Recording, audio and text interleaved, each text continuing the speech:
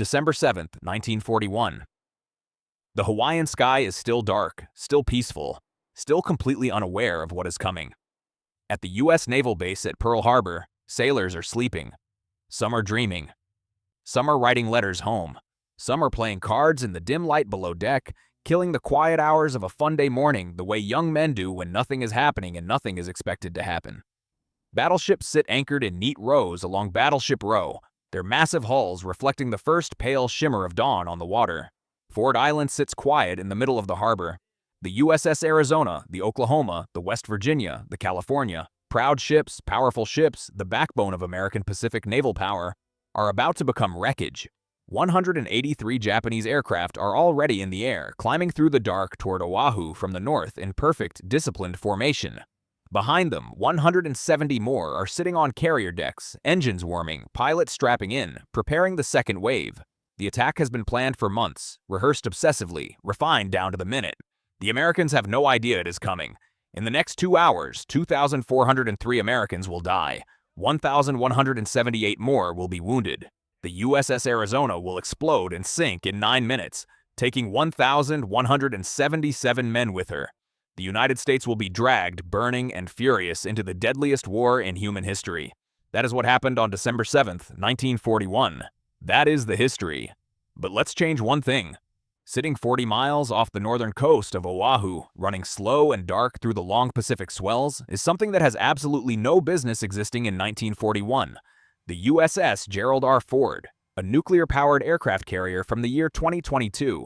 100,000 tons of steel, electronics, aviation technology, and raw destructive capability that the entire combined military of 1941, Japanese, American, German, British, Soviet, could not have conceived of in their most ambitious fever dreams. It arrived without explanation 3 days ago. No one in Washington knows it is here. No one in Tokyo knows it is here. It carries no orders from any government. Its crew of 5,000 has spent 72 hours watching 1941 scroll past them on radar screens that can see things this era cannot even theorize about. They know what is coming. They have the date. They have the time. They know the names of the ships that are about to die and the names of the men sleeping inside them. They have the power to stop all of it, every single second of it. So what actually happens when the most advanced warship ever constructed sits 40 miles from Pearl Harbor on the morning of December 7th, 1941 and decides to act? Let's understand exactly what the USS Gerald R. Ford is, because 1941 has no reference point for it whatsoever. At 1,100 feet long, the Ford is longer than 3 football fields placed end to end with room to spare. It rises as tall as an 18-story building from its keel to the top of its island. It is powered by 2 A-1B nuclear reactors that generate more electricity than most small cities and require no refueling for 25 years. The Ford does not need oil convoys. It does not need fuel depots. It does not care about headwinds or ocean currents. It moves at over 30 knots in any direction it chooses, making it faster than every warship in the entire Japanese combined fleet. What it carries is where the gap between 1941 and 2022 becomes something closer to a gap between humanity and something else entirely. 90 aircraft. FA-18 Super Hornets capable of flying at Mach 1.8, nearly twice the speed of sound, and delivering laser-guided precision munitions onto a target the size of a dining table from 15 miles away while traveling faster than a rifle bullet. EA-18G, growlers that can electronically blind and destroy every radar and communication system the Japanese fleet possesses without firing a single physical round. A 2D Hawkeyes, massive airborne radar platforms that can simultaneously track hundreds of aircraft and surface vessels across 300 miles of sky and ocean, feeding real-time targeting data back to the carrier continuously. Its defensive systems include the Phalanx Close-In Weapon System, a rotary cannon that fires 4,500 rounds per minute and can destroy incoming aircraft and missiles automatically without human input.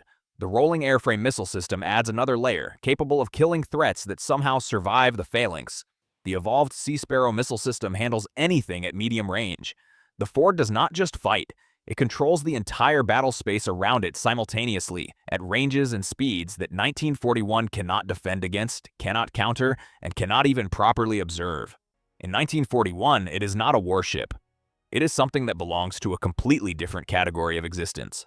But before we talk about what the Ford is actually facing this morning, if this is your first time here, subscribe right now.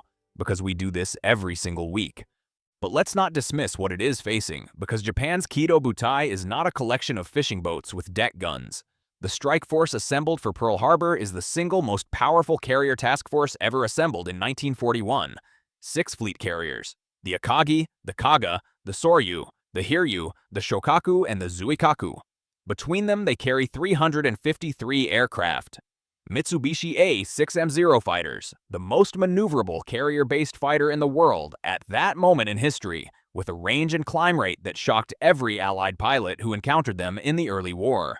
Nakajima B-5N, Kate torpedo bombers carrying specially modified shallow-water torpedoes with wooden stabilizing fins, purpose-built for Pearl Harbor's 40-foot depth, a technical innovation that American planners had specifically concluded was impossible in such shallow water.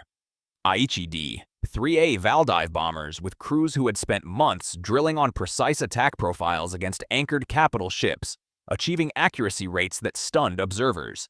Escorting the carriers are 2 Kongo-class battleships, 2 heavy cruisers, 1 light cruiser, 9 destroyers, and 8 tankers. Vice Admiral Chuichi Nagumo commands from the Akagi with cold, methodical confidence.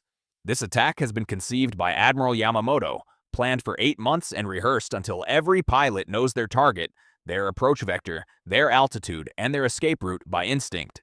Japan's naval aviators are among the finest trained combat pilots on the planet in 1941. This is not improvisation. This is a masterpiece of military planning, and it is sailing directly towards something it was never designed to face and has no framework to understand. It begins before the Japanese strike force even knows there is a problem. At 4:15 in the morning, while Japanese pilots are eating their final breakfast aboard the Akagi and Zuikaku, the Ford turns into the wind and launches 2 E-2D Hawkeyes into the pre-dawn darkness. They climb quickly to altitude and begin their work. Within 14 minutes, they have built a complete, precise, real-time picture of every aircraft in the air and every vessel on the water within 300 miles. The first Japanese strike wave is clearly visible. 183 aircraft in perfect formation, climbing steadily, heading southeast toward Oahu. Their altitude, their airspeed, their heading, their formation spacing, all of it is known. The Ford's combat system processes the data instantly and categorizes every aircraft by type. It calculates their arrival time over Pearl Harbor down to the second. It simultaneously tracks the Kido Butai's surface ships 400 miles to the north. The entire Japanese operation, every moving piece of it, is laid out on the Ford screens with total clarity at 4:29 in the morning. The Japanese pilots are flying confidently into a situation they have no instruments to detect and no training to prepare for.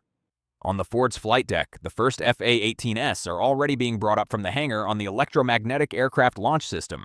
By 5 o'clock, 12 FA-18 Super Hornets are airborne and climbing hard to the northwest at speeds that would have seemed like science fiction to the Zero pilots flying below them in the darkness. The Hawkeyes direct the intercept with absolute precision. The FA-18S do not need to see the Japanese aircraft. They do not need visual contact. They carry AIM-120 AMRAAM radar-guided missiles, fire and forget, active radar homing, capable of tracking and destroying maneuvering targets at ranges that exceed anything the Japanese pilots could defend against even if they saw the missiles coming, which they do not. The first engagement occurs 62 miles from Oahu. The lead elements of the Japanese strike formation begin disappearing, not turning back, not evading, disappearing. Aircraft that were flying perfectly 1 second are simply gone the next, replaced by brief flashes of fire in the darkness far below. The radio discipline that Japanese pilots had maintained through months of training shatters within 90 seconds. Voices break in over the frequency.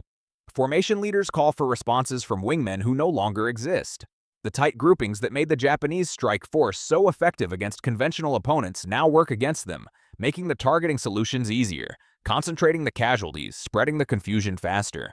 The surviving aircraft react in 3 ways. Some break and turn back north by pure survival instinct. Some push forward, their training driving them toward the objective regardless of what is happening around them. Some simply hold formation out of discipline while their formation disappears around them. None of it matters. The Hawkeyes track every single aircraft without exception. More FA-18S are already off the Ford's deck. The ones carrying AGM-65 Maverick missiles and unguided Mark 82 bombs deal with whatever reaches lower altitude. Within 22 minutes of the first missile firing, the entire first wave of the Japanese strike force has been destroyed or turned back. 183 aircraft, gone. Not one reaches Oahu. Not one bomb falls on Pearl Harbor. Not one torpedo runs toward Battleship Row. The Arizona sits whole and silent in the harbor. The Oklahoma is upright. The men sleeping below their decks are still sleeping. 2,403 Americans who in real history die in the next 2 hours are alive and completely unaware of what just happened 40 miles to their north.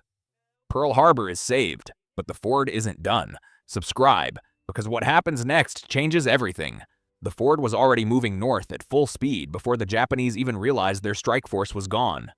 Aboard the Akagi, Admiral Nagumo had been receiving increasingly panicked radio transmissions from his pilots. And then nothing. Silence. His radar showed empty ocean. He ordered the second wave held and reconnaissance aircraft launched. It was already too late.